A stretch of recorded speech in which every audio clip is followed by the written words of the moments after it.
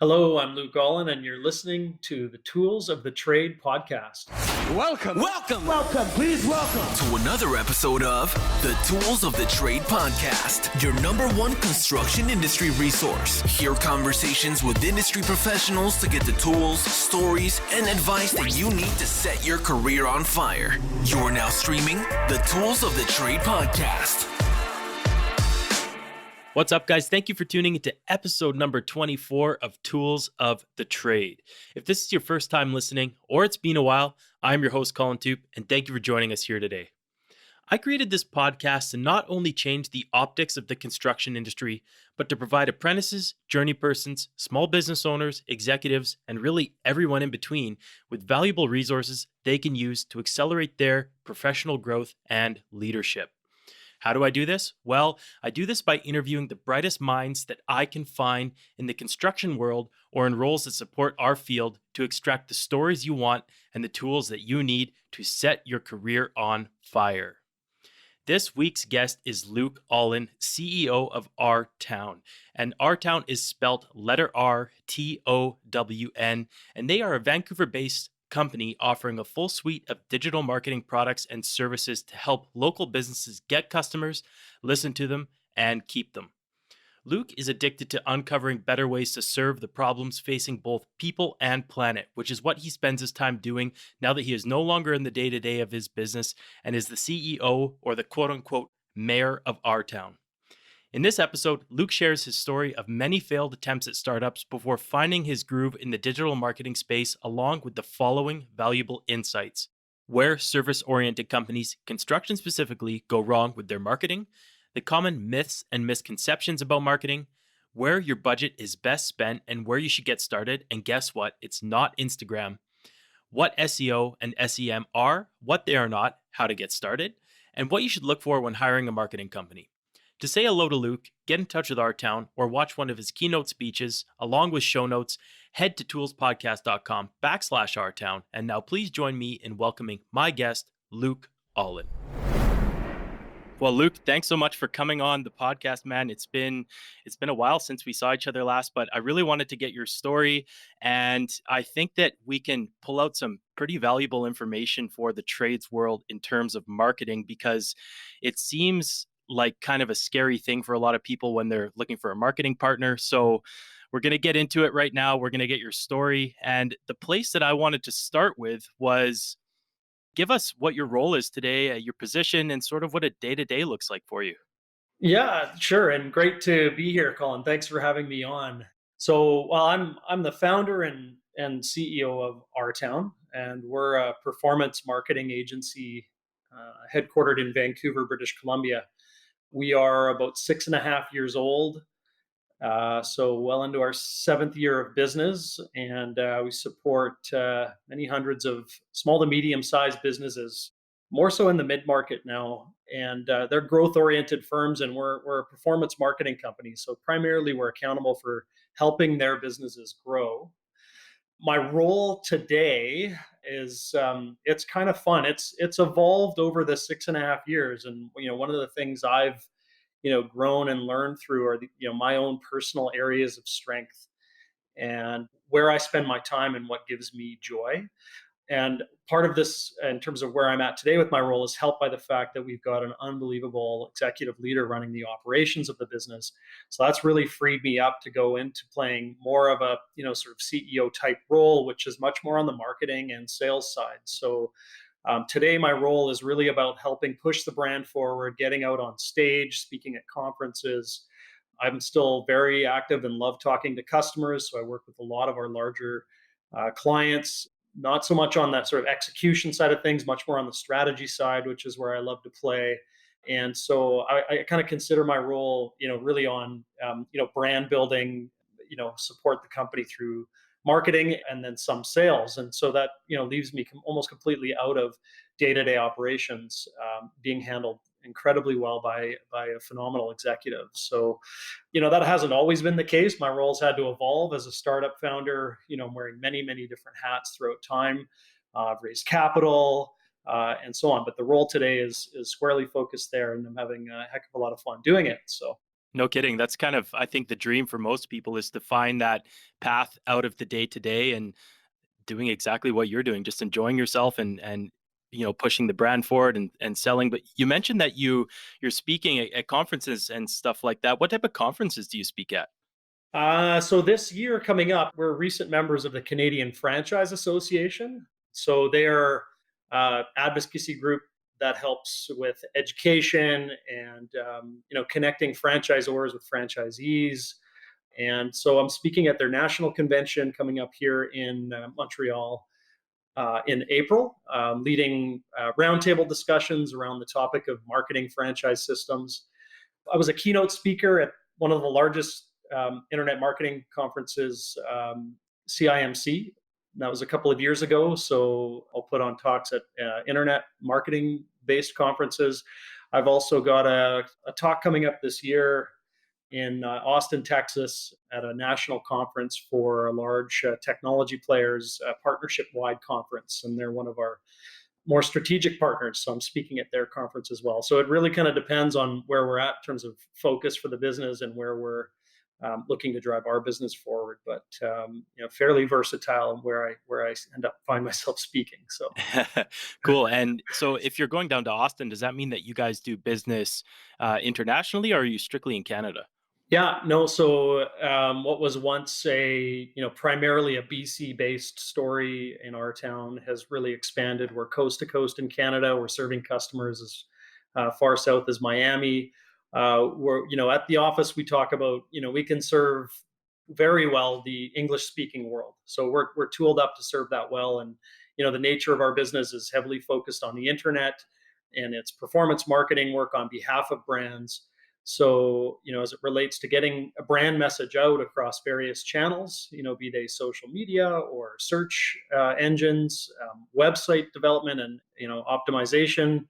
If the brand is pursuing, primarily an English-speaking audience, we're a great fit for that business.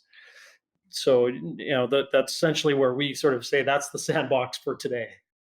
Okay, gotcha. Yeah. And one of the things that I thought was quite funny, and I don't remember how long ago this was, but I think it might have been on LinkedIn, and it popped on your profile, and you called yourself the president of RTOWN, and I thought that fit perfectly, but it gave me curiosity as to how you came up with the name RTOWN.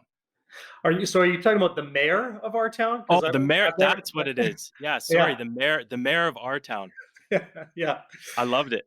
Yeah, I've raised capital, so I had mentors, say, "Oh, you've got to have a CEO title to be so if you're going to raise money and have a board, you're a proper CEO."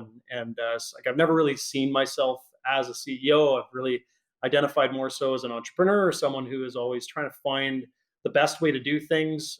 I've always had a meritocratic viewpoint of business, and it's play the role where you add the most value, and if you stop adding value there, then you got to shift your role around or move on. And so mayor was just part of it was an homage to my grandfather, who was the mayor of Kamloops for about No way. 8 or 9 years, many moons ago.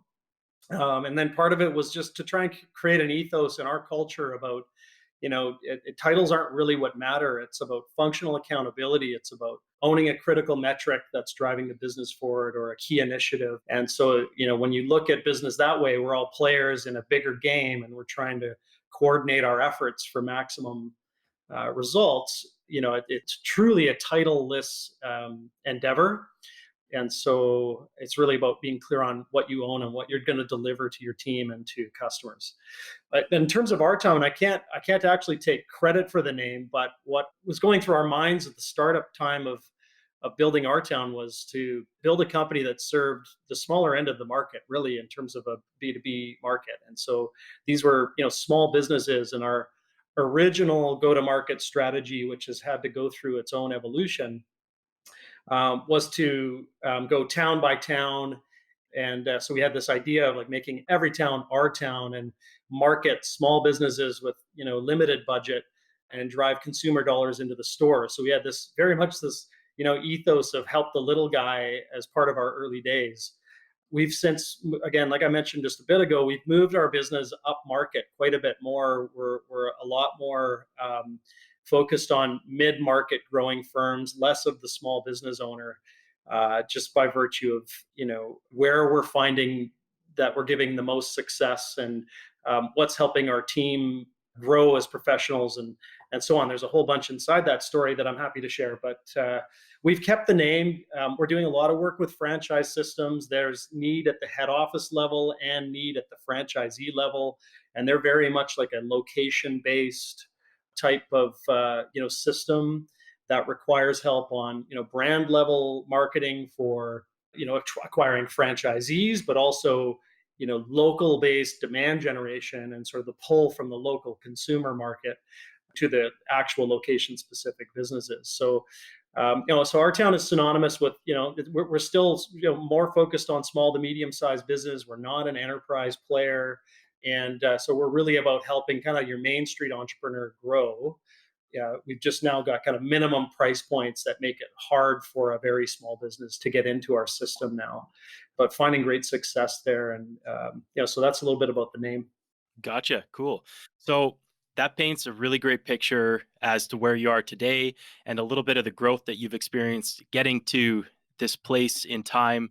But I wanted to wind the clock back and get your story, because if RTOWN's only 6.5 going on 7 years old, there's a whole history of stuff that's led you here into the marketing world and on to become an entrepreneur and now a CEO that's essentially out of the day to day. So I was hoping that you could wind the clock back and talk a bit about your personal and professional growth that led you into the marketing world and then on to become an entrepreneur. Sure. Well, raised and born in Kamloops, BC. I moved to Vancouver when I was 17, which was a huge city for me, coming from a much smaller town. Raised and born to four great parents, two of whom were professional. Well, they were CAs, but now they're called CPAs, chartered professional accountants. Right. One of whom sold radio for 25 years. That's my mother. I technically started competing, loosely competing with my own mother, because this was RTOWN was born at the sort of rise of digital as traditional media outlets had started to decline, and then my stepdad was an entrepreneur who sold his business and retired. So I grew up in two households where business was a dinner table conversation. I came to UBC to do a degree, which ended up being in business and, of all things, in accounting, which I did not pursue at all. Post university, there was a lot of soul searching and wandering. Tried writing a book, tried starting up a dating website business to compete with, Lava Life and Plenty of fish. Plenty of Fish, where I had just very, very few tools in the toolkit to pull it off. A friend of mine and I tried starting a business that didn't really get any legs. And that actually, ironically, was in the print world. And then, on the tail end of those, I think really my career started to take off. I found myself very low on money, almost being evicted from my apartment for missing rent. And I had to go get a job, which ended up being the best thing, frankly, in terms of, sort of helping me narrow my focus and really zero in on and develop where I think I've got some strength now. But I started in sales at a software company in Vancouver. Lucky enough to work for an owner among a group of owners who allowed me to be entrepreneurial inside their business. It's a term I didn't know at the time, but I think is now becoming commonly talked about. I was an intrapreneur. I got to be a little bit freer inside their system and develop new business units inside an established company. So that's where I really, I think, developed skills as a leader, got my head around product market fit a lot more, and developed a team, worked a lot with all of the different stakeholders. And, so an initiative that was zero to almost nothing, and almost got spun out of that business, but ended up staying in and became a wildly successful business unit. And I got my confidence back after working at that software company. Kind of felt, okay, I could probably do another startup.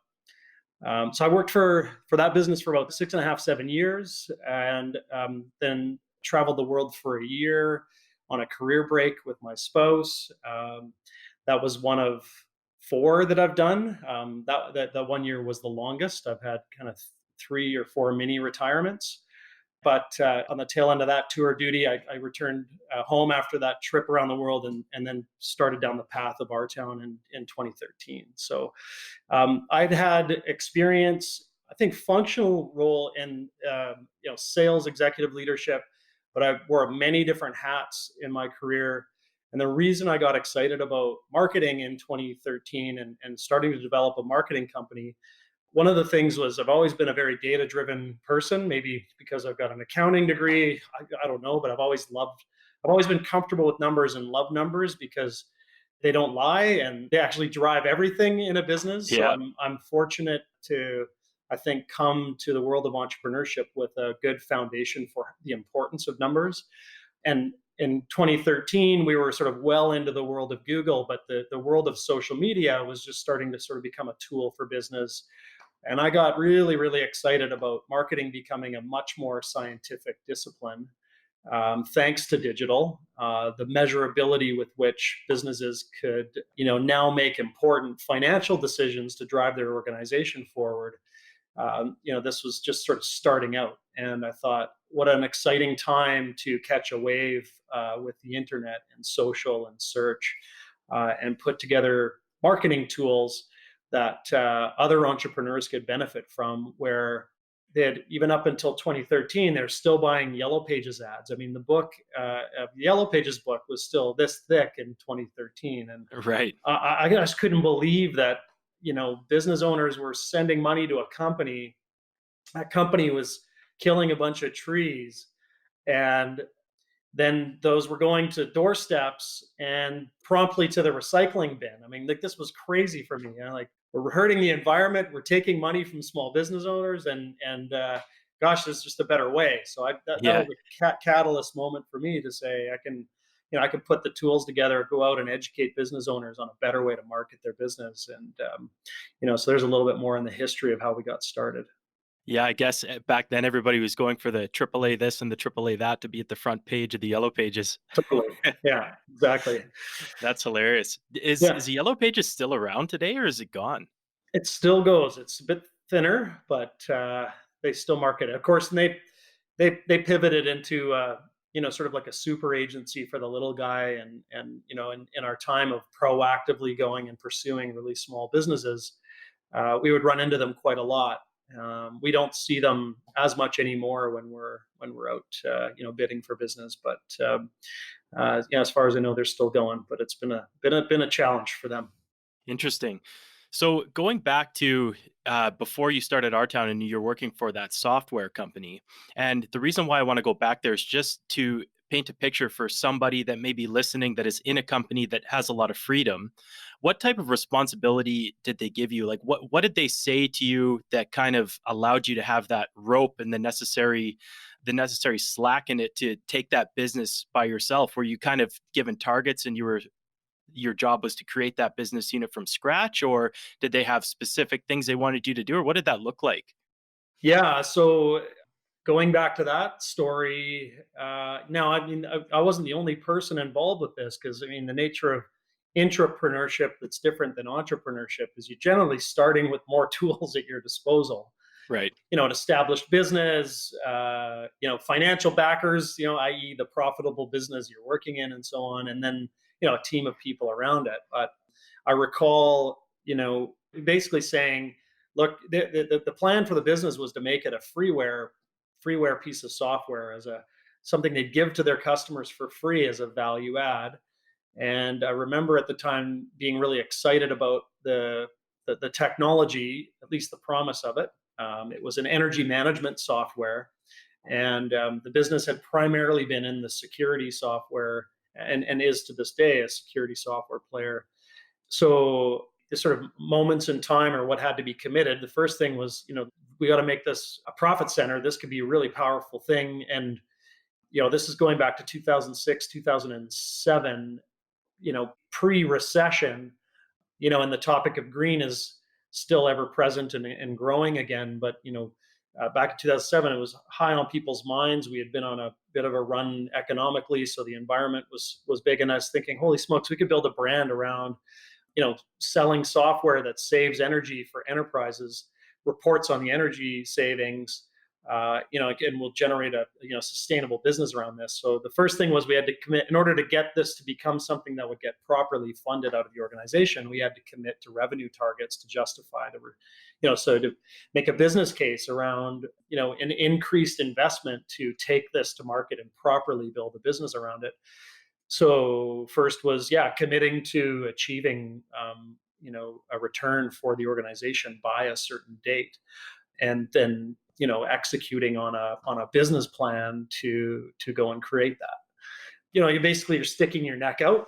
You're saying, I've got what it takes with, give me a budget. And so that was the first time that, where it was like almost like you're getting funded to do Right. your own startup. But then you're pulling resources from, various other business units to help with making it a reality. So we committed a revenue number. I got to build a team. We went to work marketing and trying to sell this software. About 6 months later, we accomplished $0 in new revenue. The CEO at the time said to, we called our team the Eco Squad. So that stood for the Energy Conservation Outreach Squad. As you can see, I love it. I never really cared about titles, but our team was like, we galvanized around, we're saving the planet, saving energy, and making money. So doing good and making money at the same time. But the CEO at the time said, the Eco Squad's a failure. We're nowhere near our revenue objectives. We're going to have to shut this down. But the challenge at the time was that the software was not functioning properly. It would fail at install. It was not being deployed effectively on anyone's computer networks. And so in my head, I was saying, look, the reason why we're not achieving our objectives is because the software actually wasn't ready for the market. We have a whole bunch of things we need to invest to fix the product. And I remember taking meetings with 7 or 8 CIOs, the chief information officers of, sort of larger enterprise customers where we had tried to get it installed, got the CIO and their head technician to give me sort of a laundry list of why it didn't deploy. And I started to learn things about, I don't know, like WMI protocol, like acronyms. I had no idea what they meant. I'm not a developer. I'm not a technical person. But I wanted to find out. And then I corroborated what all of these folks said into a list of sort of product, fixes. And took it to the CEO, and he said, no, we're not going to invest in this. The Eco Squad's a failure. And so at one point, his business partner and I had a conversation about possibly stripping this division out of the business and doing our own startup where it could get proper funding and flourish. And once it came to that, the CEO said, basically, look, I'll fund it. And we made the fixes, and we ended up having a wildly successful last quarter. And it grew into a very healthy business unit for the company afterwards. So there's a bit in that story. It was startup, near failure, almost death, and then we found success. We found product market fit, as you'll say, and it did quite well. So it was a really great experience, and tons of fun, and lots of really great people worked on that with me. So Cool. So I'm going to take a bit of a right turn here, and we will come back to some more entrepreneurial stuff. But I wanted to get into some more specific questions that came to mind for myself, being a small business owner in the past and having that mindset around marketing, and even myself now trying to do whatever marketing I can for the podcast. I think if people get overwhelmed when they're thinking about marketing, they're not really sure where to start. And you mentioned that you're working with some franchise partners now, but what percentage of your business would you say is service-based companies that are, not typically renewing contracts, but they're out there trying to gather clients off the internet to deploy a service such as an electrician or maybe a window washer? It could be anybody that's a service-based company. How many of those do you think you have percentage-wise? Yeah, from a total number of customers, the service and trades world probably represents about a third of RTOWN's customer base today. So we've had tremendous success in the world of trades.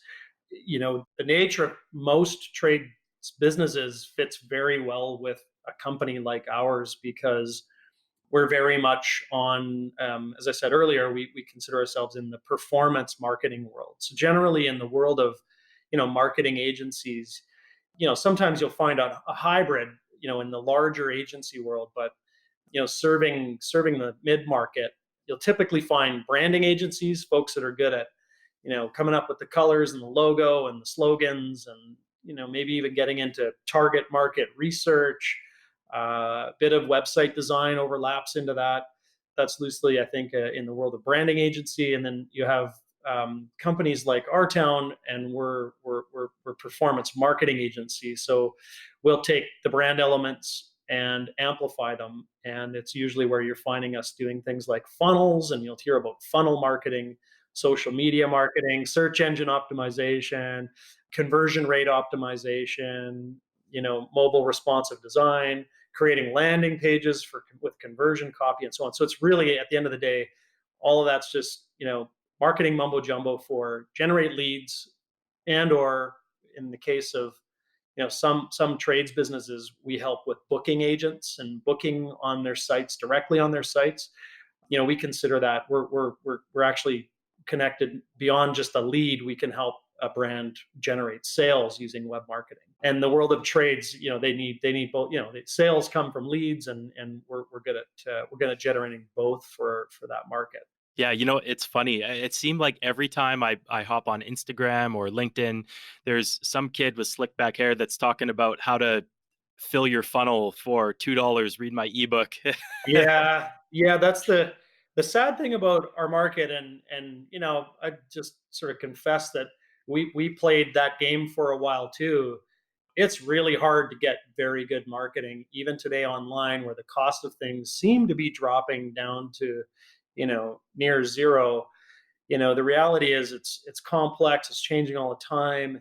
And not only are the platforms getting more sophisticated and commanding a higher dollar for ads, but in order to effectively do it, that low cost, low price point, your dreams will come true for a little investment. That world's mostly hogwash, and there's a whole bunch of phony baloney out there. So I just Yeah. caution people to do their research, because it frustrates me as well. It makes the legitimate players who are out there to build trust in a long-term relationship with the market, it makes our job harder, because in the world of digital, and when it moves so fast and the language is so nuanced, it's really difficult for business owners to figure out who's legit, and who will really move the needle for them. Speaking of this, and in regards to these people that we see online, what would you say some of the misconceptions are around marketing when a company may come to you and they have questions about things that they've heard or seen? What typically are those misconceptions? That there's an easy path, that it should cost very little, that results will be imminent. It's important for, I think, business owners to get their head around those principles, and then everything else is iteration on those. Jeff Bezos isn't everyone's cup of tea, but he's a widely known entrepreneur, so I'll just use it. And I really like this quote. He talks about, everyone's asking him what's going to change, what's the future look like, and the best way to actually make decisions for business owners is around what's not going to change, because you can build a business long term around those things. If you're constantly trying to build a business around change, it's going to be hard to gain traction. And so I think that's true for marketing as well. And so people will come with, like, I want to do it all. I want to do Twitter. I want to do Pinterest. I want to do LinkedIn. I want to do Instagram. And they think that they think that they have to be everywhere. And that's a common misconception as well. I think it's good to get clearer on who your customer is, who your true core customer is, and what job you're doing for them. Whether you have a product or a service, what's the job that you're doing for them with that? Get clear on what's in it for them, and tell that story. So, and it is a story. So that's a core principle: is get good at telling the story from your customer's point of view. Okay, makes sense. Now, when it comes down to a service-based company, or let's say a construction company that makes up 1/3 approximately of your clientele, if somebody is approaching you with no marketing at all and they're looking Mhm. to generate leads and they're looking to increase their business, where do you recommend they start, and where should their money go in the beginning? To their website, there's just no doubt about that as a starting point. Back to my comment around what's not going to change, the genie is out of the bottle. The internet is here to stay. We're not going to go back to the days of trying to figure it out for ourselves as consumers. So, businesses can go long on the fact that we live in the age of the educated consumer. In the old days, to just take it out of the trades world for a moment, but I think a lot of trades folks can relate to this. The average car buyer would go to a little over 6 car lots before they bought a car. And this is obviously a very big purchase, right? I mean, most of the time, this is a significant, purchase. Today, they go to an average of 1.3 car lots. So Wow. that's just a great way for everyone to understand that the customer today is coming to our businesses, and it's true in trades, it's true in just about every vertical, with more full knowledge about their needs and the options for which they can fulfill those needs. So when it comes to business with no marketing starting out, like, unequivocally invest in a really great website. The website will serve many functions for your business. It's also something you own. Sure, the platform where the website's hosted might change, or the server, or whatever, but you own your domain. That's an asset that you'll go long on your business with. And a website serves so many functions, from educating your core customer on your service offering, providing testimonials from really happy customers, to helping you hire talent, so showcase your culture. If you're raising money or need to grow and do strategic partnerships, you can communicate messaging there.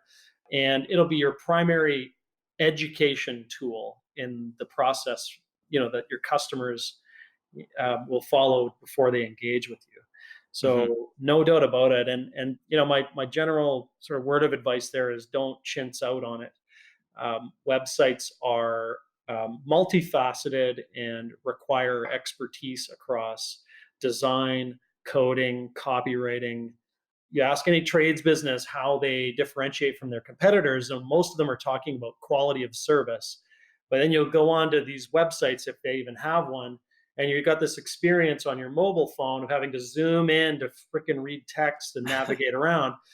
It's just a terrible experience for the customer, because not providing it in a way that's easy for the customer to access. So, and most websites to this day are not mobile responsive websites, whilst at the same time, most internet users are doing it on their phones now. So low hanging fruit is the website, get it mobile responsive, and really communicate well to your prospective customers. So I'd start there for sure. Yeah, what's interesting is I've noticed that there is a major influx of small business trades companies that are showcasing their brands across Instagram. And when I look Sure. at these companies, it seems like most of the companies are, I feel as though they're in some ways maybe appealing to a client that has Instagram, but a large part of it is to build the trades community, it seems. And I don't Yeah. know if they directly know that that's what they're doing, but I like to follow these pages to see how these businesses are growing. And I really enjoy watching them grow in their installs. And I think other similar trades, they nerd out on that type of stuff. We all come together and it's this amazing platform. But I've had a few Right. conversations recently with some younger trades business owners that said, I'll never get a website. I get all my business through Instagram. And I get it. I get that, they're showcasing their daily vlog and they've got all this pretty equipment and they're building nice stuff. And it's a great like showcase piece. But you're probably going to reach a cap at some point if you don't invest in that website. You're going to constantly float around in kind of that middle land where you're just getting what's coming through Instagram, but there's all these other funnels, like especially starting with the website to get you that growth. Yeah, yeah. If they're in it for the long term, the long game, that's not the cornerstone of their digital strategy. That it's a mistake if they're just thinking that, because Instagram could change something tomorrow that makes it incredibly difficult for them to reach their audience without funding more money inside Instagram, or change the way or change the way it's laid out, or what can be done on it. So in terms of going long and controlling your customer's experience and how they'll engage with your brand online, your long-term safe bet is your website. There's no way around it. However, today Instagram's a great tool for showcasing work. And in the world of trades, if you're a home builder, done work with home builders and do Instagram work showcasing the beautiful design and very visually stimulating, and also for showcasing culture, so what it looks like and feels like to work at we've got a client in Vancouver here called Wix Electric. They've got a great Instagram page. It's all about like life working at Wix Electric. Shout out to Adam Wix. Adam Wix, yeah, for sure. And so for my part, I think of Instagram as, I don't want to take anything away from it. It's absolutely great. I think it's a really fantastic tool to showcase work and showcase culture and use as a magnet for attracting people to work. Because one of the biggest challenges for trades business as well is the transient nature of the workforce, and so they have to constantly be funneling in applicants. And another trades business in Vancouver here we do some work with is Black Tie Property Services. They're an exterior building maintenance. They're a B2B trades business. They're the window washing company for commercial properties in the Lower Mainland. Social media, both Facebook and Instagram, is primarily a strategy around which attracting talent. And they get people coming from overseas who apply to work for them, have found them on Facebook and Instagram, and have an affinity to work at Black Tie because of how they show up on social media. But the primary lead generator, the primary business builder is still, from an end consumer point of view, for the world of trades, is going to be your website coupled with really good search engine optimization, paid click and organic search. Because at the end of the day, you're thinking back from your end customer journey and how they buy. They're going to search. There's just no doubt about it in the world of trades. And you getting found for search and you returning a site that makes it easy for them to buy and engage with you. They might pop to social media to see the things that you've done and maybe go to your Instagram page if you got like good showcase of work on there.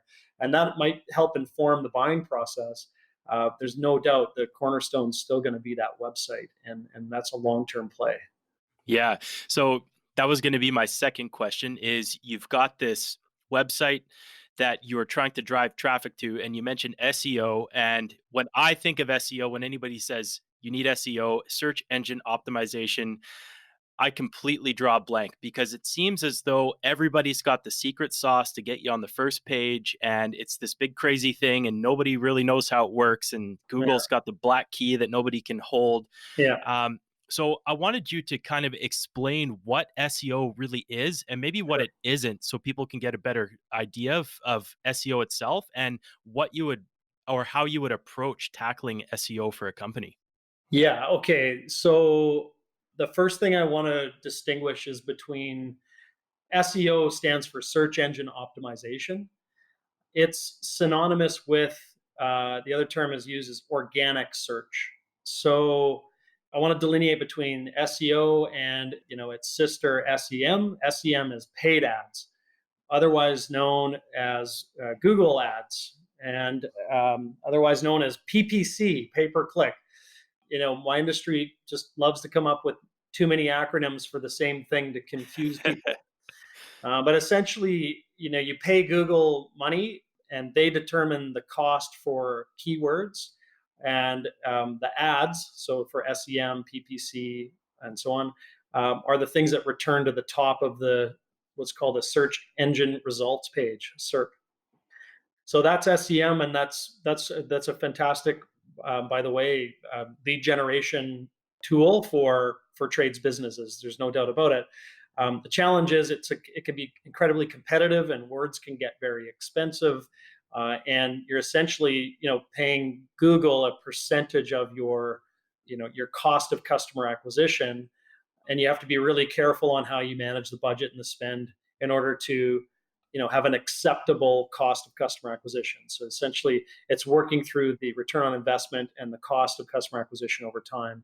It could change at any point in time, the cost for those words. So your cost of customer acquisition can fluctuate over time playing the Google Ads game in a competitive market. So that's not to steer anyone away from it, but making the decision to do it, you want to be with a shop you want to be with an outfit that knows how to help you make that decision. And these are data-driven decisions. They're it's, the gut feeling is search is important for my trades business. The fact will be, well, where's my trades business located? What are my competitors doing? How, there's a whole pile of questions. What words should I own, and so on. So I went on a bit of a tangent, but let me come back because your question was about SEO. So SEO is Yeah. organic search. So that Okay. is what shows up underneath where the ads are. Okay. Right. So coming back to it, search marketing is two primary things. One is paid and one is organic. That's also a confusing way to explain it, because to get good organic search results and ranking is also a paid endeavor. The difference here is you're paying for labor, whereas with Google Ads, you're paying software. The world of getting a website ranked well for organic search is, at the end of the day, it boils down to work performed over time across a huge checklist of possible to-dos to get a site ranked well. So that could Right. be, linking your trades website to what's called a high domain authority third-party site that links back to your site. That helps you get ranked organically. Content on your website. So making sure your copy, your website copy, is written in such a way that the Google crawlers will find those words and return your page in the organic area. There's all kinds of other things around the technical setup of the website, robot text, et cetera, et cetera. The laundry list of behind the scenes technical work that can be performed to have good SEO. Blogging and so on. So if it helps your readers or your listeners, Colin, if it helps them, I'm happy to even post something that links to all of the things that go in, or if there's a place we can engage offline, I'm happy to share that with your listeners. I guess I'll come back to why do one or the other. The reason why organic search is an important part of the mix is because there are more clicks from users in the organic area of a search engine results page. So if I Google electrician Vancouver, I'll get a bunch of companies bidding on ads at the top. And then there'll be some websites that return in the organic area. About 3 times as many clicks happen in the organic area because, generally speaking, people trust it more than they do the ads. Why is that? Like, that's my feeling too. If I search for Yeah, anything, for some reason, before I even knew about any of this stuff, I would yeah, always go below the paid ad. yeah. And I think, as consumers, we've psychologically become skeptical of ads, and we reject ads. I mean, Netflix took off like wildfire in large part because, the average person is accepting a $9 a month fee to get streaming content that's free of ads. Interesting. PVRs were invented to skip ads on TV because people didn't want to watch ads. They were there for the content. Radio stations are competing with podcasts now, and all kinds of places that are, generally speaking, a lot more ad free than the radio business model, and so on. So I think that's translating over into the Google search psychology of the user. Is if I see a site come back organically, I have a higher propensity to trust it as a user. So I think that's what's going on there.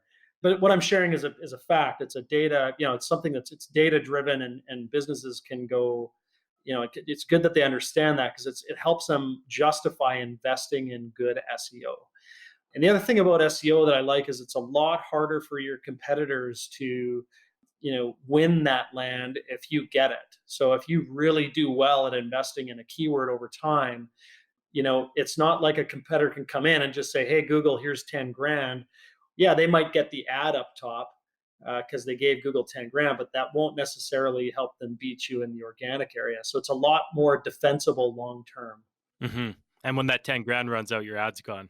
That's it. Yeah, Google's like, oh, you don't give me any more money, I shut it off. Whereas like organic will stay. So yeah. Interesting. Yeah. Yeah, I think that helps dispel some of the myths. And one of the things you touched on briefly was the blog posting, and I know that a lot of companies are really focused on generating blog content, and a lot of it comes from in-house. I know that some of it obviously comes from companies like yourself that are able to generate those blogs, but if there was like the top 1 to 3 things that somebody should think about if they're writing a blog post about something that they want to quote unquote rank for, what would they have to be including in that blog post? So the first thing is to understand what words you want to own. So again, I think it's hard for the average business owner to really get to a place of understanding this. And this is where hiring a reputable firm will help. Whether it's RTOWN or anyone, the company that you engage with should be able to pull data from various tools to help a business owner determine whether or not certain keywords are worth ranking for. What is the competitive landscape for those keywords? How are my competitors doing for keywords? And so, what I mean by keywords is the actual words that get typed into a search bar for someone to find it. So, it could be commercial electrician Vancouver. Those are 3 words, but that's considered one keyword in the eyes of Google. So Okay. I could search that. A reputable search marketing shop should be able to tell that business owner how frequent that search term is used in their area. And so some terms, business owners think are going to be wildly popular. That's not an example. That will obviously have search people searching for it, but there are other search keywords that business owners think this is the one I need to win for. We'll do research and say, there's only like 10 searches a month for that keyword. That's not going to produce enough volume for you to generate leads from that audience. But something a little bit tweaked and over here generates 1,000 searches a month, and your competitors aren't ranking for it right now. So that's the keyword we want to focus on, Right. right? So it starts by understanding how you're going to get a customer to your site. That will then inform blog writing, right? Because then you're going to know which words you're focusing on as part of your strategy to build that out over time. That's a data-driven way to approach that. I just want to make something else clear is that Yeah. often what the trade-off is when it comes to things like blog writing is you'll engage with agencies depending on the level of investment you're making or how specialized that agency is. The quality of content being written for your blog is going to vary. And just one of the things to expect and look out for is if you're spending a couple $100 a month on a blog being written by someone who does blog writing for lots of different industries, the nuance and the subtle nature of your industry is going to be lost on that writer. It's going to be very hard for them to get it. There's no way they're really going to learn it for $200 a month. Basically, what Right. they're doing is churning out keyword heavy blog content. So don't expect the Shakespeare of your industry to show up on your blog. Uh, so, most of the time, for my part, blogs are not read by most people. I think you got to be creating really, really great content on a blog for it to get an audience. So it can be an acceptable thing for SMBs and trades professionals to have a blog that maybe it isn't being read by everyone and likely isn't, but let that be okay because it's generating a preferred ranking for their website in the eyes of search engines, and they're getting traffic to their site as a result of it. Now, some are so particular about brand and messaging that it's not acceptable to them. Then they have to move themselves into the category. I'm going to have to invest either my own time and do the writing, and let a search professional fine tune it for keywords. But I'm going to be the owner of what goes up because I'm so particular about my brand and the particular nature with which I message around my industry and what makes our business special. I often just encourage entrepreneurs to get into the game of creating their own content and showcasing their own passion and their own expertise. Then you got a powerful tool to, build an audience around it in your industry. It makes sense. So, one of the things that I wanted to ask you before we get into some rapid fire questions here was you mentioned looking for a quality marketing partner. Now, if somebody was going to the street for the first time, or maybe they are going for the second time, whatever the case, they're looking for a good partner. What do you think the top things that they should ask them would be, or that they should look out for when they're picking an agency or a firm to work with? Yeah, time in the saddle. So, how long has the agency been around? What's their focus? Proof points in the industry. Who have you worked with that's like us? What have your results been? again, and this is kind of, I'm bent this way.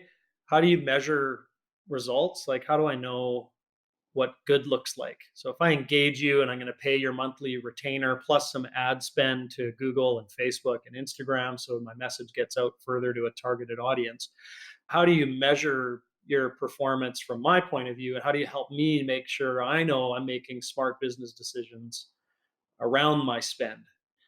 Right. So attribution to my invested dollar. Right. Those are big fancy words, but I mean, basically, like, show me where my money's going and what it's returning to me, and how do you do that? And I think that's a super important question. You generally will find yourself with various different agency folks, depending on how strong they are on the analytics side, having either concrete answers to that with proof points or very sort of loose, well, we talk about awareness and likes and top of funnel metrics. Those are great and everything, but at the end of the day, from a trades business owner's point of view, it's like, are you driving my business forward? Are you generating enough leads for me? And what's the quality of those leads? And that's a lagging indicator metric, but it's the most important one that we're trying to drive because it really is the one that results into sales. The other leading indicator metrics like impressions, likes, clicks, and traffic and bounce rate and all the other things we can track on a customer's journey, they're important and informative to driving the end result. But at the end of the day, it's, will you get me my end result? And that's the way to I think approach that. And I hope that answers your question. Yeah, no, for sure. Yeah, what I'd say is it's get educated enough to be dangerous, but not into the details of it, but enough to know that this is what good looks like or sounds like.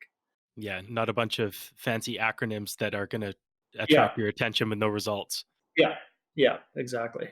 Yeah, Yeah. someone will sit down and work with you and be a partner. I mean, that's the other thing I say is I encourage them to look for a business that's going to be an extension of their team for a period of time and invest. So be prepared to invest.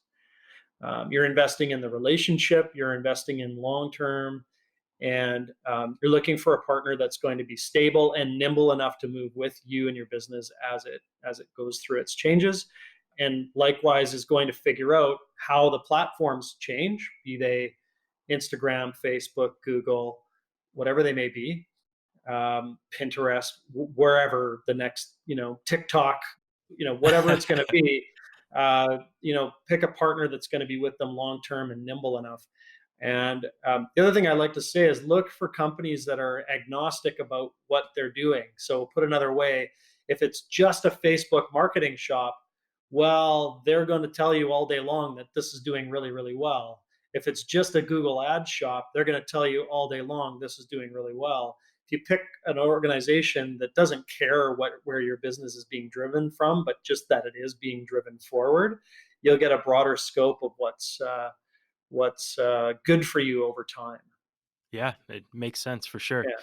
Is there any trends that you're noticing in the industry right now that are coming up and surpassing other things like platforms or anything that you're noticing in the industry from your perspective, being deep in there every day? I think the top level trends, one is trust right now. There's a whole bunch of noise around, these digital players, and that can cause, business owners to, sort of retreat a little or say, "Oh, I told you so. This was never going to be good for society," and so on. So the one thing I just caution everyone to understand is that all these things are tools. Facebook didn't invent fake news.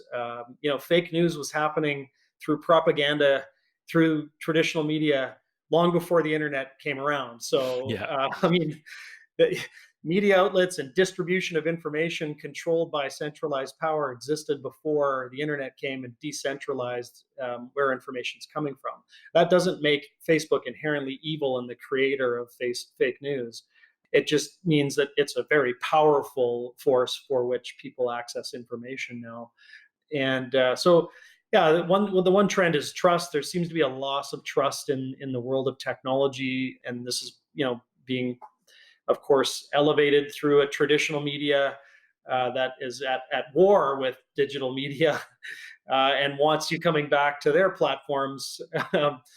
And so, at the end of the day, I just say, look, doesn't matter what tool you're using to market your business. Get good at measuring what good looks like. Get good at looking at the data. Get good at knowing what good looks like, and then you can make decisions from a place of objective reasoning and not from sort of spin. So that's who Virtual One. Of course, there's going to be the next platform, this and that coming up. But for my part, I think it's still a Google, it's a Facebook world. And again, websites hugely important for brands. Dabble with these other things if you like, but these will drive businesses forward for a long time still. They're really great tools, very powerful. The audience is there. So Yeah. So no learning the latest TikTok dance yet. if you're a super eccentric CEO and you don't mind putting yourself out there, that'll probably do something for you. But I think the audience, I don't think the audience is buying what trades businesses have to sell yet. So Yeah. yeah, I don't know. I don't know if the customers are there yet, but maybe one Yeah. day. Maybe one Yeah. day. Not yet, I don't think. Oh yeah, and Cool. just bear in mind, just because Gary Vaynerchuk is there doesn't mean every entrepreneur has to be there. Gary sells to consumers, and he sells across various different segments of the market now. And so again, like, really don't get distracted by the next shiny object. A core principle every business should follow is: who's your customer? How do you make their life better? And where does your customer spend their time? There's your marketing channel to distribute content and create engagement and a community around. And then talk about the good things you do for them and how you help them, and get your message out there to where they are. You can spin a lot of wheels chasing things that everyone wants you to chase, but you're just going to spread thin and be good at nothing. Yeah, makes a lot of sense. Yeah. Well, you've left us with some awesome information here for the marketing side of things. And I want to bring it right back down to a few personal questions, a few quick Okay. answer just to get to know Luke a little bit better. I'm Sure. always curious what goes on behind the doors in a CEO's life, somebody that's grown a company. And I'm just going to get right into it. The first question I have is, do you caffeinate yourself? Yes, I do. And what's your preferred method, brand? Coffee. My grandparents couldn't say no to the 4-year-old Luke who wanted coffee in their place when I visited. So it's my one and only addiction. I love coffee. What's your favorite type? I got to shout out to Blends, the Canadian coffee company. Yeah, wow, nobody said that. I like it. Yeah, Awesome. Do you read books? all the time. What do you think has been the top couple books that have helped you on your journey or even just in your personal life that you've read? Best business books for my part are Mastering the Rockefeller Habits by Vern Harnish. He republished it as Scaling Up. The Great Game of Business by Jack Stack. And The Five Dysfunctions of a Team That's a good book. by Patrick Lencioni. And anything by Patrick Lencioni is just gold. And then I think this one just keeps going around in my head. So I'll give you my top 4 business books here. This one's probably my all-time favorite, is The Hard Thing About Hard Things. And it's Ben Horowitz, who's had a very successful technology entrepreneur career. He's now one of the founders of VC firm Andreessen Horowitz. But this book is all about the hard parts of being a CEO and how to navigate those difficult situations. So this was no BS, and not trying to become a business in a box framework for you to replicate. It was just like, here's like all the things that are really, really hard that I've run into as a CEO and how I approach dealing with them and the outcomes from them. So really, really helpful, fun book to read, and very real about Yeah.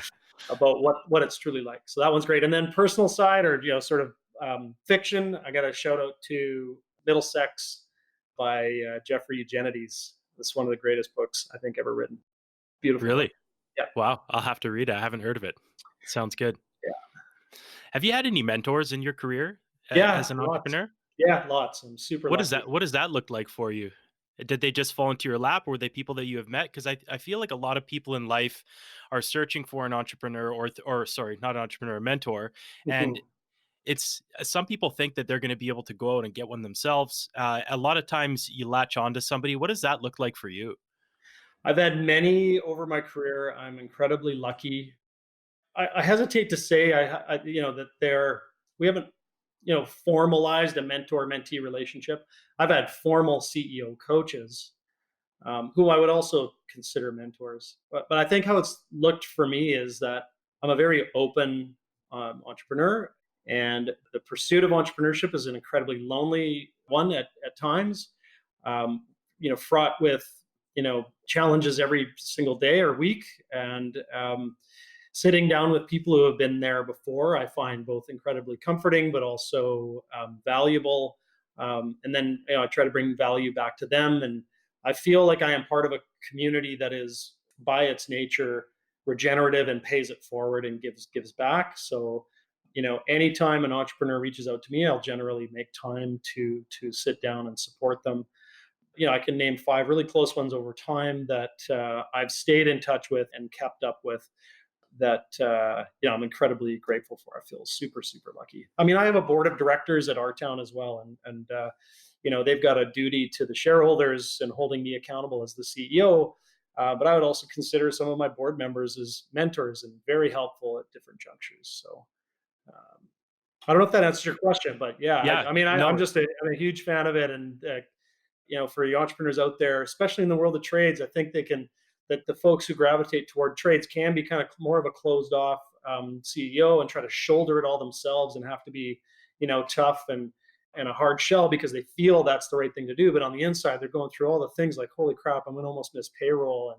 And man, I really screwed that up. And will I lose the trust of my team? I look like a total, so, that's every day. So yeah. don't shoulder it alone. Like, mentors are super helpful getting through some of those tough spots you find yourself in. Yeah, and just a quick note on what I've experienced over the last few months with reaching out to some of these CEOs and entrepreneurs in trades businesses to get their story is when you approach it the right way, people do open up and they do want to share. And you're right, they do have a shell and they are closed off. But I've mentioned this a lot of times, and I'm going to repeat it again: is we have this gap in our industry where we have the younger guys such as myself and younger that are coming up, and we want this information from the generation that is retiring, the baby boomers. And then you've got these older guys that are going out of the industry into retirement, and they have a wealth of knowledge, a full lifetime of construction that they've learned, and a lot of them do feel guilty that they haven't passed it on. And I think, if you have the courage to reach out, I think that people would be surprised at the type of engagement and feedback they would get from somebody with the experience in our industry. It just, we all have to make that push together to A, open up more, but B, to also not be scared to ask for a hand or for help when we're looking for answers for things, or we have some questions. Totally agree. Very well put. And I can say for sure, anytime I've sought help, put my hand up for it, no one's turned me down. And these are entrepreneurs that I hold in like this high esteem and have up on a pedestal. So yeah, no, you're spot on. Go and get the help. Yeah, that's it. So I think the last question I want to ask you is, you mentioned that you went through this period of time where you got out of school and things were changing. You weren't quite sure on which journey you were going to take in your life. And now you're sitting here, and it's it's towards the end of the day now in Vancouver, but you're relatively on your own schedule for the most part. Yeah. If you were to be able to go back in time and have a conversation with your younger self, let's say, I don't know, 25-year-old Luke, what would you say to him? I would say lots of things.